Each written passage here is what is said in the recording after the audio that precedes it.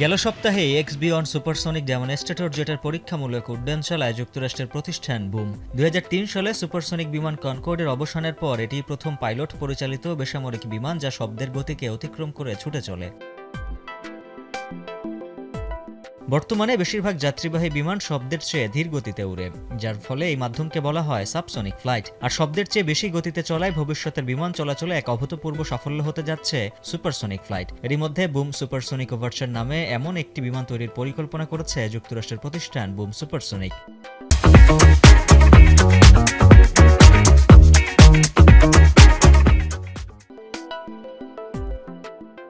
সংশ্লিষ্টদের দাবি, সুপারসনিক ফ্লাইটের সবচেয়ে বড় সুবিধা দ্রুততম সময়ে গন্তব্যে পৌঁছানো। নিউ ইয়র্ক থেকে রোম যাত্রার 8 ঘন্টার পরিবর্তে সময় লাগবে মাত্র 4 ঘন্টা 40 মিনিট।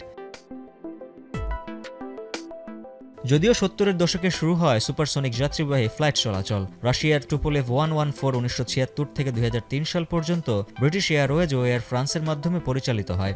কিন্তু 1970 সালে বোয়িং 747 বাণিজ্যিক ফ্লাইটে যুক্ত হওয়ার পরে এই কালের বিবর্তনে হারিয়ে যায় কনকর্ডের সুপারসনিক ফ্লাইটের ভবিষ্যৎ, যার প্রধান কারণ ধরা হয় দুর্ঘটনা ও উচ্চ জ্বালানি খরচ। বর্তমানে বুম সুপারসনিকের XB-1 প্রায় 3 ঘন্টায় আটলান্টিক পাড়ি দিয়ে 64 থেকে 80 জন যাত্রী বহন করতে সক্ষম। এরই মধ্যে কোম্পানিটি আমেরিকান এয়ারলাইন্স, ইউনাইটেড এয়ারলাইন্স এবং জাপান এয়ারলাইন্স থেকে পেয়েছে 130টি অর্ডার ও রয়েছে পি অর্ডারও। এরই মধ্যে নর্থ ক্যারোলাইনাতে তৈরি করা হয়েছে সুপার ফ্যাক্টরি, যেখানে প্রতি বছর 66টি ওভারচার বিমান তৈরির পরিকল্পনা রয়েছে।